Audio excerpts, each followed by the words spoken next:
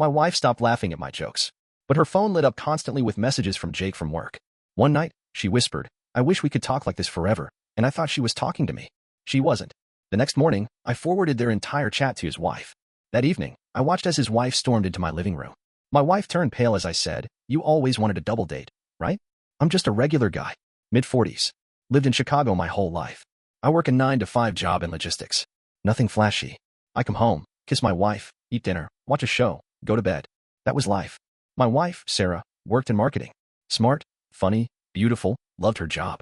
We'd been married 11 years. No kids by choice. We liked our quiet life. At least, I thought we did. We used to laugh all the time. Dumb jokes, bad impressions, stupid pranks, whatever. I'd say something ridiculous, and she'd spit her coffee out laughing. That slowly faded. Then one day, it just stopped. She didn't laugh anymore. She smiled politely. Or she'd just nod. Or change the subject. I noticed her on her phone more. Always smiling at it. Clicking fast. Notifications all day. At first, I assumed it was work stuff. She said marketing's crazy now, always read-time engagement. Whatever. Then Jake from work started coming up. At first casually.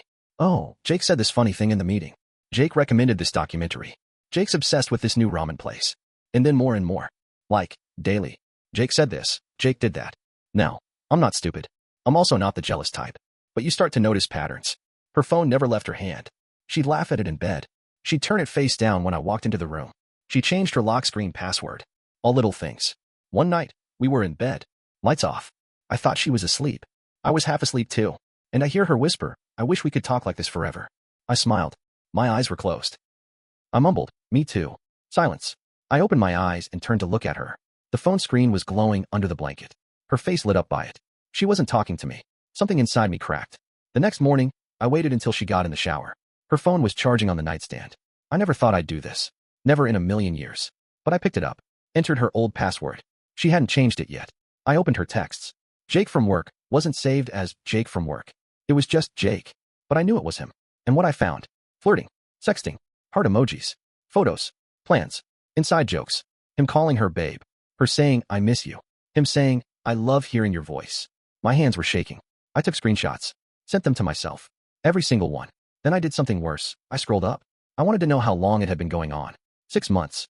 6 months. While we were on vacation. While we celebrated our anniversary. While we visited my mom in the hospital. She was texting him. Telling him she wished she was in his arms. Saying, "He doesn't understand me like you do." I sat on the edge of the bed, numb. She got out of the shower, saw me staring at her phone. She froze. I didn't say a word. Just handed it to her. She opened her mouth, but nothing came out. I walked out of the room. I spent that day at the lake. Just staring at the water. No idea what to think. What to feel. I didn't want to scream. I didn't want to cry. I just felt blank. Then I remembered one detail from the messages. Jake had a wife. Her name was Vanessa. I found her on Facebook. Looked at her photos. They had a baby. A baby. Less than a year old. I felt sick. I didn't know what to do. But the next morning, I got up. Went to my laptop. Found the folder of screenshots I saved. And I sent them to her. All of them. No message. Just a subject line.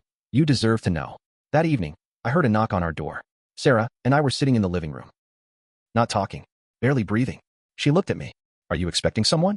I shrugged. "Maybe." She opened the door. And there she was. Vanessa. Holding her phone. Her face red. Eyes puffy. Breathing hard like she ran all the way here. She didn't say anything. She walked in. Sarah stood up like she'd seen a ghost. Vanessa didn't yell. She didn't cry. She just looked at Sarah and said, "How could you?" Sarah stammered something. Nothing real. Just noises. And I stood up, looked at both of them, and said, "You always wanted a double date, right?" Sarah sat down slowly like her legs had stopped working. She looked pale, like all the color had drained from her face. Vanessa stood there, gripping her phone like it was a weapon. "I read every word," Vanessa said. "Every single word you sent my husband. I read how you called him your person. I read how you said you felt alive with him. Alive."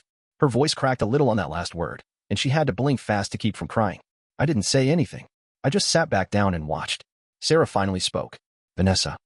I didn't mean for it to get this far." Vanessa laughed, but it wasn't funny. It was bitter. "You didn't mean? You were talking about getting a hotel room while I was breastfeeding our son." That hit hard. Sarah looked down, eyes on the floor, as if she could fall through it and disappear. Then came the twist I didn't see coming. Vanessa turned to me. "And you," she said. "You think your hands are clean?" I frowned. "What are you talking about?" "You've known for how long?" she snapped. "A week? A day? You found out, and you sent me screenshots? You didn't call me. You didn't even ask me if I wanted to know. You just dropped a bomb in my lap." I opened my mouth, but I couldn't speak. Because she was right. I've been up all night crying. My baby was screaming, and I was reading how my husband wants to taste your wife's skin, she hissed, turning back to Sarah. And then I had to act normal for my baby, because I can't just fall apart, like you two did. Sarah was shaking now. Vanessa, I never wanted to hurt you. Stop saying that. Vanessa shouted. You wanted him. You didn't care who got hurt. Then she looked back at me again. You two deserve each other. She stormed out before I could say anything else.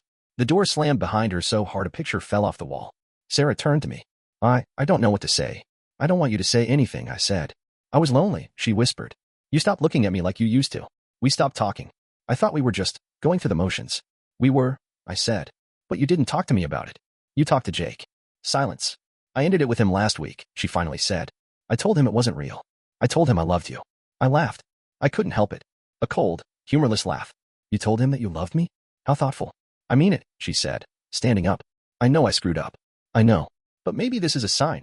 Maybe this is what we needed to finally be honest. Maybe, I cut her off. You whispered to him in our bed. You lied to me for half a year. You deleted messages, changed passwords, and acted like I was crazy when I asked questions. She sat back down, buried her face in her hands. I thought I was in love with him. Then she looked up. But now I know it was fake. All of it. It was like a dream that made me feel something again. But it wasn't real. I stared at her. And then the second twist hit. She stood up and said, There's something else. I didn't say anything. I just waited. She took a deep breath. We didn't just text. My stomach turned. When? Twice, she said. Once when you went to visit your brother in Indiana. And once during that work trip last month. I felt like I'd been punched in the chest. Hard. Twice. While I was away, thinking everything was fine.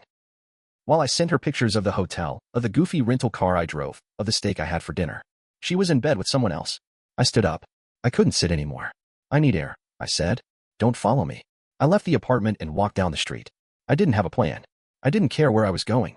Just needed to breathe. I ended up at the same park I used to go to when I needed to think. Sat on a bench. Watched some teenagers skateboard. Watched a dad push his kid on a swing. And I thought, what the hell happened to my life? I was a good husband. I wasn't perfect, but I showed up. I came home. I listened. I tried. And she still chose someone else. And now I had a decision to make. But I wasn't ready. Not yet. I stayed at the park for hours.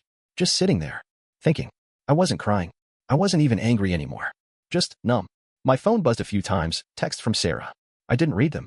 Eventually, it got cold. I walked back home, slowly. Every step felt heavier. When I got in, she was sitting on the couch, still wearing the same thing. Eyes red. Hands in her lap. She looked up at me like a kid waiting for punishment. I didn't say anything. I just grabbed a blanket and went to the guest room. That's where I slept. Next few days were awkward. Quiet. Civil, in that fake way people act when they don't want to scream. She made coffee. I drank it. She asked if I wanted dinner. I said no. And then, 5 days after Vanessa came to the door, the next twist hit. I got a phone call. Blocked number. I normally don't answer those, but something told me to pick up. It was Jake.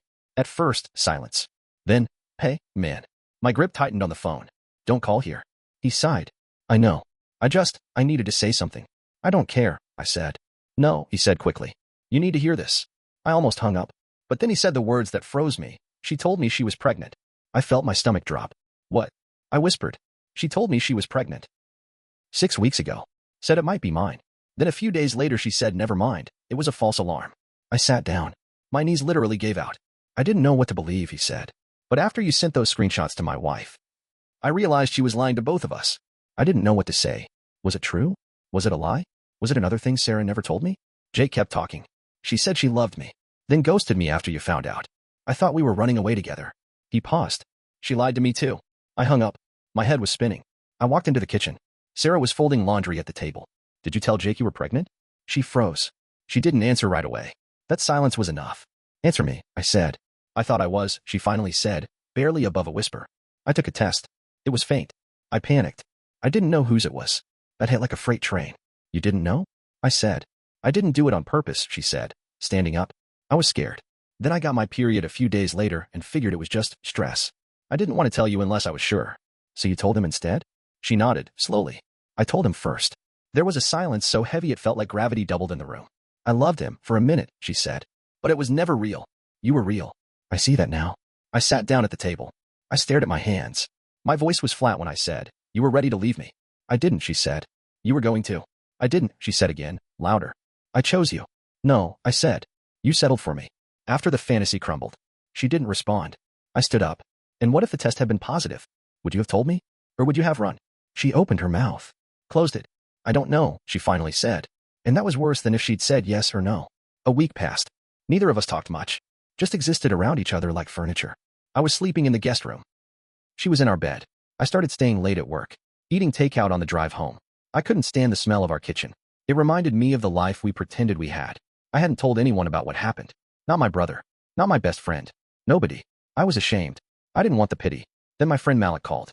Hey man, haven't seen you in a while, he said. I made up something. Busy. Deadlines. Exhausted. He paused. You good though? You sound off. And something inside cracked. I told him everything. He was quiet for a while. Then said, you want to come by? We're having a small cookout. Just a few people. Might do you good. I didn't want to, but I went anyway. And that's where the final twist happened. I got there late. People were drinking, grilling, laughing. Normal stuff. Malik's wife hugged me and gave me a plate. I stood in the corner, half listening. Then someone tapped my shoulder. It was Vanessa, Jake's wife. She looked different. Harder. Her smile was tight. I wasn't expecting you here, she said. I didn't know you and Malik knew each other, I said. Our kids go to the same daycare, she replied. I looked down. I'm sorry. Again. She waved a hand. Don't. I'm past all that. I nodded. Then she said, you should know something. I turned to her. Jake's been telling people that your wife chased him, she said. That it was all on her. That he tried to stop it. I clenched my jaw. Some of his buddies believe it, she added. You should hear the crap he's been saying. And that was it. That was the spark. The last straw. I left the party without saying goodbye. I got in the car. Drove home. Stormed through the front door. Sarah was sitting on the couch, folding laundry again. Like that's all she ever did anymore. Get dressed, I said. She blinked. What? We're going to see Jake. Her face dropped. Why? Because he's lying. To everyone. She stood up, panicked. Why does it matter what he says? He's garbage. It matters to me, I said. It matters when someone lies about you and your marriage like it's a joke. It matters when the person you slept with gets to walk away clean. She swallowed. You think that'll fix anything? No, I said. But at least one of us should stop being a coward. She looked like she wanted to argue, but she didn't. She got her shoes. We drove in silence. I had his address. I had seen it once on her phone, months ago. We pulled up. Nice house. Suburban. Quiet. His car was in the driveway. I rang the bell. He opened the door. His face changed immediately. What the hell are you doing here? He asked. Tell the truth, I said. Tell her what you told your friends. Tell her what you said about her. He scoffed. You're insane. She chased you. I asked. That's your story now? Sarah stepped forward. Jake, don't. Just stop. Jake shrugged. She's your problem now. I took a step forward. She's not my problem. She was your escape. But you don't get to rewrite the story. Man, screw you, he said, and slammed the door. Sarah stood there, staring at it. Then she turned to me. Now what? She asked. I looked at her. Really looked. You need to leave, I said. She blinked fast. What? You need to pack a bag. Stay somewhere else. I can't keep doing this. I can't pretend I don't see you and him every time I close my eyes. Tears welled in her eyes. You're kicking me out? I need space, I said. I need to remember who I was before this. Before us. She cried then. Big, silent tears. She didn't argue. She didn't fight. She just nodded and walked to the car. That night, I sat alone in the living room. Just me and the ticking clock. The quiet was louder than the shouting. She moved in with her sister. We talk once a week, mostly about bills, the lease, splitting the storage unit. The tone is cold, but civil. Vanessa filed for divorce. Jake moved out. She got the house. We haven't spoken since that night. Sometimes, late at night, I wonder what I could have done different. Maybe I stopped trying. Maybe I missed the signs too long. Maybe I wasn't enough. But then I remember, it doesn't excuse betrayal. People don't accidentally lie for 6 months. They don't slip into bed with someone else. That's a choice. So, here's what I learned. Love can break. Even the kind you thought would last forever. People can hurt you in ways that don't leave bruises, but still bleed every day. Forgiveness is hard. Some days I want to give it. Other days, I want to scream. But mostly, I've learned I'm stronger than I thought. Not happier yet. Not healed yet. But stronger. And that's something.